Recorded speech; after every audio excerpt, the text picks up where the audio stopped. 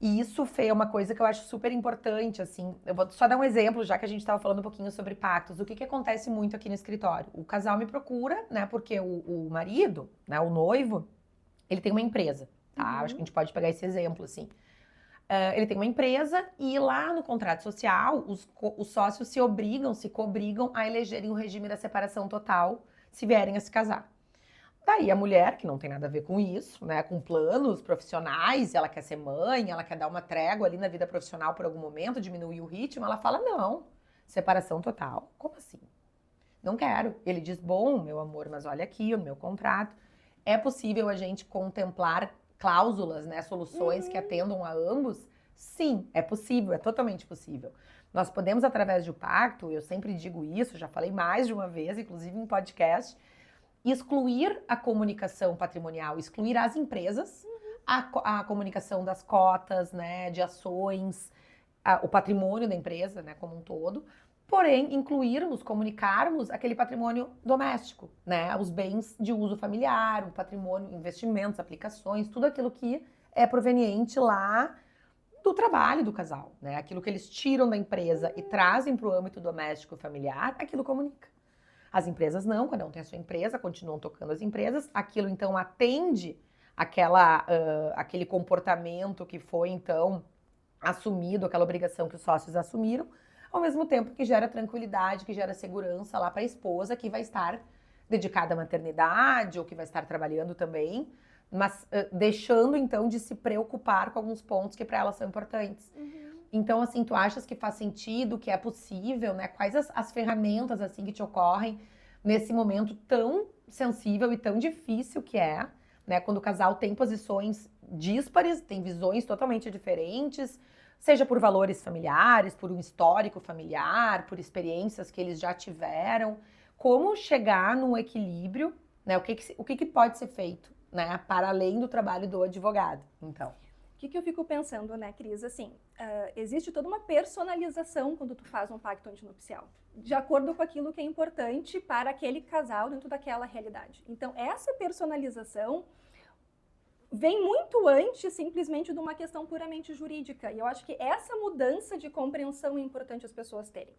Quando nós pensamos numa perspectiva interdisciplinar, por exemplo, né, vinculando o direito e a economia, ou vinculando a psicologia e o direito, o que a gente tem que compreender assim, enquanto seres humanos? Né? Nós transitamos por esses dois mundos, né? O mundo do ser e o mundo do dever ser.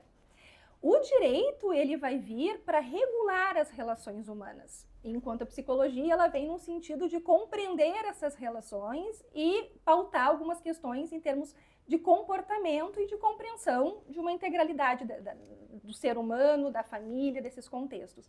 Quando nós unimos, né, essas duas perspectivas, o que nós temos que entender?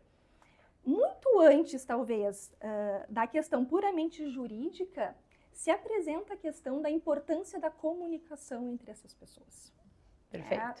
E essa, eu acho que é uma das grandes questões hoje que nós temos que ir aos pouquinhos, assim, repensando a necessidade, inclusive, de ter esse diálogo e dos profissionais também terem essa abertura, de que muito antes de uma questão puramente posta jurídica, né, nós entendermos assim, quais são os anseios dessas pessoas. O que elas efetivamente querem, o que elas efetivamente gostariam, o que é importante. E o pacto eu vejo como sendo um momento em que tu tens a possibilidade de trabalhar reflexões, tu abrir possibilidades, né? Não é simplesmente assim o que a lei diz, mas o que é importante para mim neste momento. Se nós formos pensar em termos assim de uma evolução do direito de família, né, nós rumamos de um contexto em que a família era vista somente como um núcleo econômico, e nós temos toda uma evolução hoje no sentido que nós saímos da concepção do ter para a concepção do ser e a integralidade entre aquelas pessoas, a integralidade entre aqueles sujeitos, né? E aí eu fico pensando, Cris, na perspectiva que o próprio Código Civil ele traz no artigo 1511, de que o casamento estabelece uma comunhão plena de vida. É tudo muito bonito, é tudo muito romântico, tem toda a parte afetiva, mas assim, só o amor não sustenta uma relação. É preciso muitos outros elementos que estejam presentes para que aquele casal efetivamente tenha uma comunhão plena. E a base de tudo, e que é algo que o pacto ele pode privilegiar, a base de tudo é estabelecer uma comunicação aberta e efetiva, é nós comunicarmos. Perfeito. Como tu trouxestes, existe, por exemplo, uma questão societária, que atende uma perspectiva num determinado momento para aquela empresa, mas não é efetivamente o que é importante para o casamento, para a comunhão de vida, para o que eles pensam. Então, ter essa possibilidade de abrir horizontes e eu personalizar algo que seja, vamos pensar, né? É por onde nós vamos caminhar a nossa vida. Perfeito. É um ponto de partida. É muito além. Que vai muito além do que simplesmente aquilo que está sendo escrito, está sendo dito. E aí eu fico pensando assim, Cris, que também acho que seja importante, né? Hoje, dentro do contexto, né, dos pactos antinupciais, o que normalmente as pessoas procuram, né? Quais são os regimes de bens, o quanto elas sabem sobre os regimes de bens. Será que o pacto necessariamente só engloba a questão patrimonial ou podemos trazer outras perspectivas? Perfeito. Não, e cada vez mais, né, isso que eu acho muito legal, eu acho que essa geração mais jovem, principalmente, claro que isso também acaba gerando consequências na geração anterior, né, anteriores, porque eles também acabam se conscientizando e buscando alteração de regimes. Esse conhecimento, ele tem feito com que as pessoas também busquem o pacto para trabalhar questões extrapatrimoniais, porque de fato isso é possível. E aqui no escritório, Fê, eu já fiz muito isso. É muito difícil hoje trazer um pacto antinupcial que não traga também previsões e obrigações extrapatrimoniais.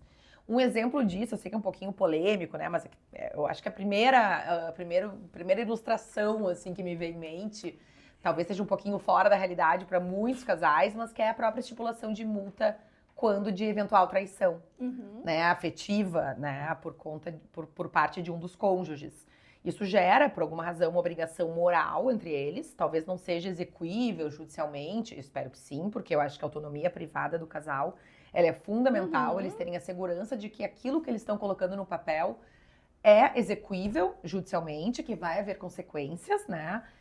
Mas esse exemplo eu acho muito emblemático, assim, porque a gente começa a ter muitas outras exemplos de situações talvez menos radicais na visão de muitos, né? Que é falar sobre uma traição, o tabu disso, que eu acho que não deveria existir. Mas aí a gente está num outro passo à frente, pessoas que talvez sejam um pouco mais arrojadas a ponto de falar sobre isso, eu acho muito legal. Mas, por exemplo, tratar sobre a divisão das finanças, né, de pagamentos das despesas domésticas, que será a proporção dos ganhos, ou que um se responsabilizará pela educação dos filhos, por escola, por atividade extraclasse, trazer algumas premissas que elas podem ser validadas judicialmente depois, ou o juiz pode dizer, não, isso aqui não é bem assim, fulaninho não tá trabalhando, tá numa situação um pouco mais ok. Mas como a gente quer o acordo, aquilo já vai ser um balizador pro acordo, uma baliza, né? Não, nós combinamos assim, veja bem, não, tudo certo, vamos então fazer isso valer. Além de questões relativas a despesas, também questões relativas à própria organização doméstica. Na Alemanha e no Japão, isso é muito comum. Quem vai assumir as atividades de ir ao supermercado, abastecer a casa, assumir as reformas, se alguma coisa precisar de manutenção no imóvel, porque isso dá um trabalho muito grande, né? Ou então a mulher que vai ter filhos, que a gente fala muito hoje do capital invisível materno, né? A mulher é geralmente, culturalmente, aquela pessoa que vai sair do trabalho para levar no pediatra, que vai levar na escolinha, vai buscar. Os pais estão muito colaborativos, cara. A nossa, contemporaneamente, a gente tem uma quebra de paradigma nítida, mas ainda é a mulher que assume muito mais essas tarefas, né? Então, aquele capital invisível materno, aquilo tem um preço, né? Falar sobre isso, precificação desse trabalho. Então, por que já não antever também, olha, ele vai participar mais, o pai vai assumir essa tarefa, essa aqui, ou então, se assim for, vai pagar mais pensão. Um último exemplo, depois eu quero te ouvir um pouquinho. 2, na verdade, falar sobre questões sucessórias, né? Isso é super importante. Renúncia à concorrência sucessória, isso é algo que já vem sendo aplicado por muitos tabeliões, aceito. Porque os regimes de bens, né, Fê, eles têm um impacto lá na sucessão. Por exemplo, a separação total. Se nós nos separamos hoje, cada um fica com seu patrimônio. Mas se eu morro, haverá ou não sucessão? Pelo Código Civil, sim, o Código Civil aí está mudando. A gente vai ter um novo, muito proximamente essa data. Não será mais assim. Então, já prever isso tudo é super importante. E um último exemplo, assim, de algo muito comum, tá? Daí tem a ver com questão patrimonial. Mas se o casamento, ele supera 5 anos, a comunicação vai ser mais ampla. Se supera 7 anos, daí a comunicação ela vai se ampliando, não se fala mais em exclusão de empresa. Então, esse escalonamento, ele também pode ser previsto.